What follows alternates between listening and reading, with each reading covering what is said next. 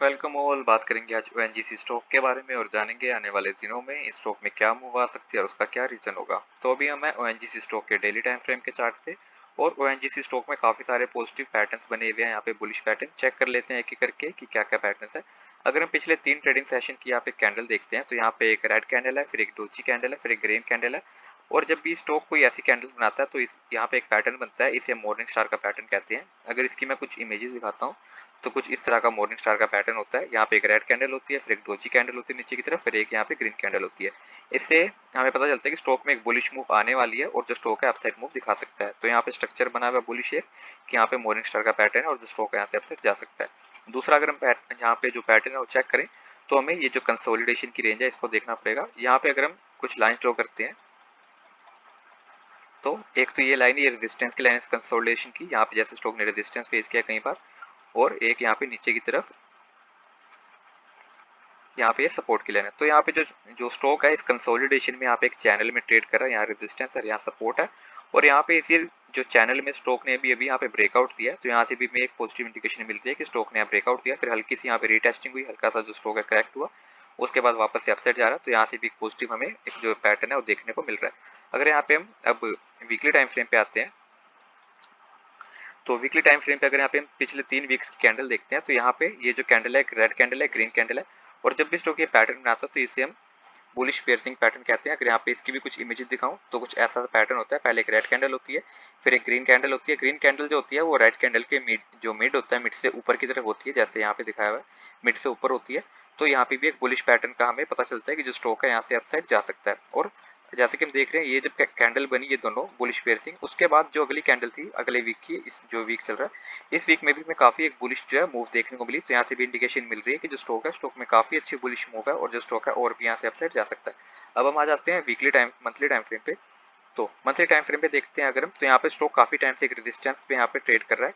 ये जो लाइन है ये ऑल टाइम जो रेजिस्टेंस स्टॉक का हुआ है, जैसे स्टॉक ने यहाँ पे ऑल टाइम हाई बनाया, यहाँ पे रेजिस्टेंस फेस किया, डाउन साइड आया, उसके बाद दोबारा अपसाइड गया, तो यहाँ पे रेजिस्टेंस फेस किया, डाउन साइड आया, फिर यहाँ पे रेजिस्टेंस फेस किया, डाउन साइड, और अभी अभी यहाँ पे हमें एक ब्रेकआउट देखने को मिल रहा है। अगर यहाँ पे मैं इसको वापस से वीकली टाइम फ्रेम पे करता हूँ तो ये हमारी जो रेजिस्टेंस की मेन लाइन ये है। उसके बाद जैसे हम देख रहे हैं स्टॉक ने यहाँ पे पहले रेजिस्टेंस फेस किया, फिर यहाँ पे भी रेजिस्टेंस फेस किया, ब्रेकआउट नहीं हुआ, बट इस यहाँ पे ये जो अटेम्प्ट हुआ है इसमें स्टॉक ने ब्रेकआउट दिया, ये जो रेजिस्टेंस लाइन थी इसके ऊपर गया, फिर वापस नीचे की तरफ आया और जो रेजिस्टेंस लाइन थी उसको सपोर्ट की तरह एक्ट किया, और जो इस जिसको हम रीटेस्टिंग भी कहते हैं, तो यहाँ पे सपोर्ट की तरह एक्ट करने के बाद जो स्टॉक है वापस से अपसाइड जा रहा है। तो ये भी एक पॉजिटिव हमें इंडिकेशन देखने को मिल रही है। तो काफी सारे जो पॉजिटिव पैटर्न है स्टॉक में बने हुए हैं, इस वजह से हमें यहाँ पे काफी चांसेस है कि जो स्टॉक है यहाँ से अपसाइड जा सकता है।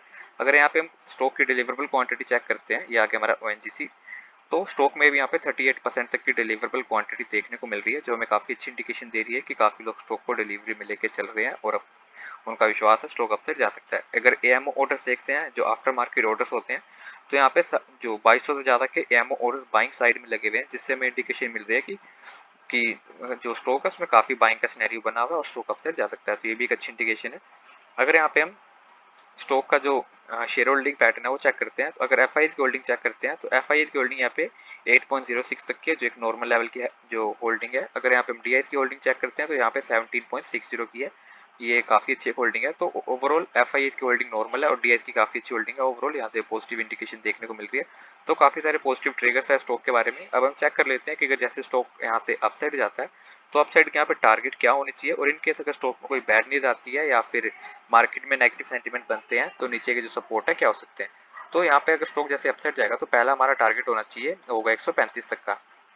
यहाँ पे अगर वीकली टाइम फ्रेम पे आते हैं और यहाँ पे अगर मैं 135 के प्राइस पे लाइन ड्रॉ करता हूँ, तो ये हमारा पहला टारगेट होगा 135 तक का। अगर यहाँ पे हम हिस्ट्री में चेक करते हैं इसको, तो जो स्टॉक है 135 के प्राइस पे काफी बार यहाँ पे सपोर्ट और रेजिस्टेंस फेस कर चुका है। जैसे कि यहाँ पे हम देख रहे हैं स्टॉक यहाँ पे काफी बार सपोर्ट और रेजिस्टेंस ले चुका है। जैसे यहाँ पे इसने सपोर्ट लिया है, यहाँ पे इसने रेजिस्टेंस फेस किया, यहाँ सपोर्ट लिया, फिर आगे देखते हैं तो यहाँ पे भी स्टॉक ने कंटिन्यूसली सपोर्ट लिया, फिर रिवर्सल आया यहाँ पे, और यहाँ पे भी स्टॉक जो सपोर्ट ले चुका है, यहाँ रेजिस्टेंस फेस किया है। इसके अकॉर्डिंग जो हमारा पहला टारगेट बनना चाहिए वो बनना चाहिए 135 तक का। जब स्टॉक 135 को जो है जो पार कर लेगा, 135 को अचीव कर लेगा, उसके बाद जो हमारा दूसरा टारगेट बनना चाहिए वो बनेगा 150 तक का। और 150 का इसलिए क्योंकि जो 150 का प्राइस है एक होल नंबर है, और 150 के प्राइस पे स्टॉक काफी बार रेजिस्टेंस फेस कर चुका है। जैसे यहाँ रेजिस्टेंस फेस किया, यहाँ रेजिस्टेंस फेस किया, यहाँ सपोर्ट लिया है, यहाँ पे इसने रेजिस्टेंस फेस किया और यहाँ पे सपोर्ट लिया, यहाँ सपोर्ट लिया, और पहले भी काफी बार यहाँ पे सपोर्ट और रेजिस्टेंस ले चुका स्टॉक, और इस वजह से हमारा जो दूसरा टारगेट है वर्क कर रहा है। और अगर यहाँ पे हम न्यूज देखते हैं तो जो मोतीलाल ओसवाल जो ब्रोकरेज फर्म है उनकी तरफ से भी बाय का सिग्नल दिया गया है, और उनका भी जो टारगेट है 150 तक का है, तो इस वजह से भी हमें यहाँ पे चांसेस है जो स्टॉक है 150 का टारगेट अचीव कर सकता है। तो ये भी एक अच्छी इंडिकेशन है कि जो ब्रोकरेज फर्म है उनकी तरफ से पॉजिटिव जो है बाइंग का जो सिग्नल है दिया गया। अब हम चेक कर रहे थे अगर स्टॉक यहाँ पे नीचे आता है तो नीचे का जो सपोर्ट है क्या हो सकता है।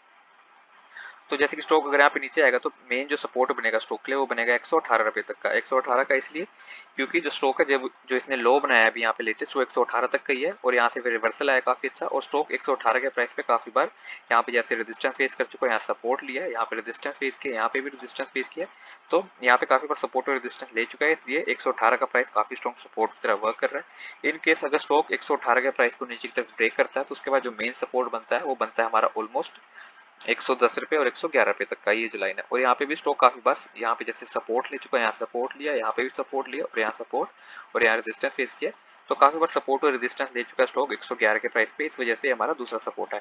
तो हम यहाँ पे सपोर्ट और रेजिस्टेंस जो है डिस्कस कर चुके हैं, और लास्ट में आपसे यही कहूंगा कि आप खुद से भी स्टॉक के ऊपर एनालिसिस करें और जो आपको सही लगता है उसके अकॉर्डिंग बाइंग और सेलिंग करें। हमने सिर्फ हमारे व्यू शेयर किया आपके साथ, फाइनल बाइंग और सेलिंग का डिसीजन आपका अपना होगा। Thank you.